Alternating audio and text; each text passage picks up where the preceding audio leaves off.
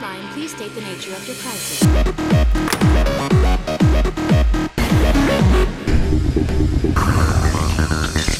Hey guys, William Furno here today. I'm back with another Hero Factory nostalgia review. This time we're taking a look at Bruizer from the Brain Attack wave. This set debuted, I think, around Christmas time of 2012, so this was part of the first wave of Brain Attack sets. So here we have the packaging. As usual, I've gone through this many times before. This is one of my more favorite designs for packaging on a Hero Factory set. On the back here, we have his combiner model with bulk, which is a set that I've already reviewed. You can go check that out if you want to. We got some functionalities here and 600 points towards the game because this is a what I would consider a medium-sized set. And then we have the instruction booklet here, your standard Brain Attack comic. Near the back, of course, it is, of course, you would take this picture if this phone and app were still around. You would take it at 4:20 a.m., which is what the designers wanted you to know.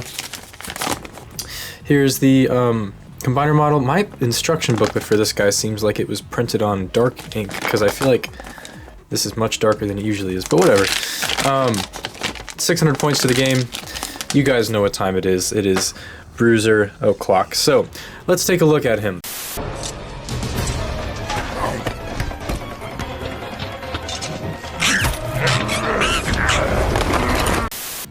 Alright, so this is an awkward set. I just gotta get it out there, and I'm gonna readjust my camera real quick just because he's a bit shorter. I will get started right off with I'll just lay it out here for you. This is not one of my favorite Brain Attack sets.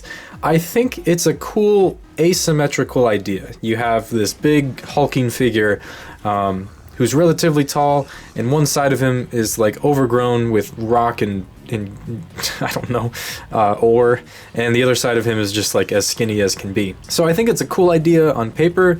This execution, I have to admit, is pretty poor. He does look cool from certain angles, which I think they smartly positioned him on the packaging so that you couldn't see this giant Technic lift arm here. Okay, so let's go over some stuff with this guy. So his main function, which I'll just get it out of the way, is his arm is able to do this, which is pretty cool. It's very reminiscent of the original Bionicle sets from 2001. And that is through this lever here at the back, very clearly marked out for you with a trans red lightsaber piece and a red ball joint, just so in case you missed it, it is there. And so they've traded the functionality and articulation of a regular standard Hero Factory limb for this Technic lift arm, and it's cool.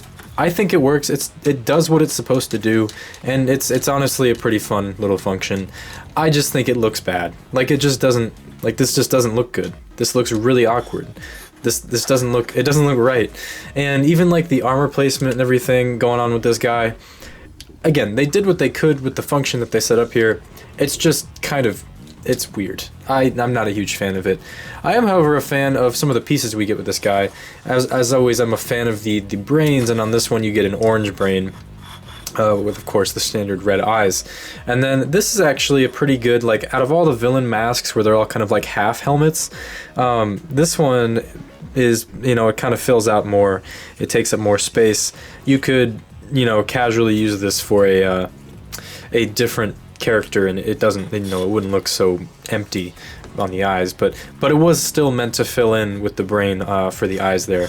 And then, of course, you can put the brain's tail back here in the axle connector.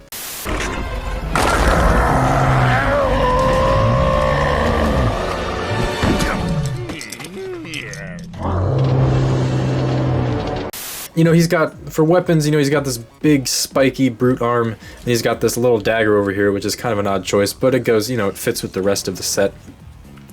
You have this printed piece here, which is kind of cool. I always like it when they do some printed pieces, kind of the Rocky look here, so that is cool.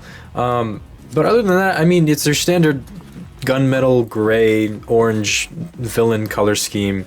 Not too much going on here, not too much that really catches the eye. I do like these are new, these were new at the time, the Rocky sort of stone armor add-ons, and you get 3 of them here, which is pretty cool.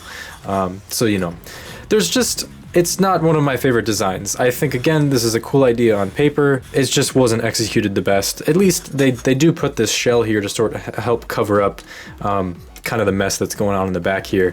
I would say a fault with this functionality is that it does get caught sometimes on all the overgrowth that is surrounding it.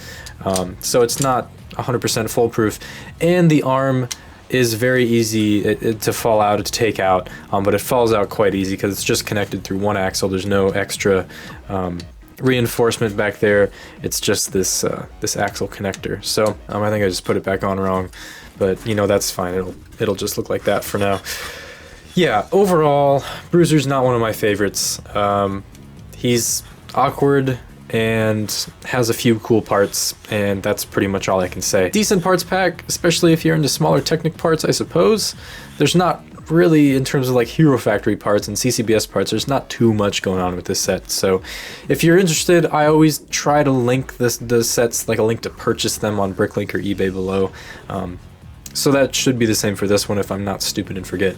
Anyways, next week we'll be taking a look at Pyrox, which would be the last medium-sized villain from Wave 1, and after that is Frost Beast, and then we're on to the large sets. So thank you guys for watching. I really appreciate your support on these reviews. I hope you guys have been enjoying them as much as I have, because I really do enjoy sitting here and actually talking about these sets with you guys. So thank you for watching. I'll see you guys next week. Oh, if they give us a minute, maybe we could think of something.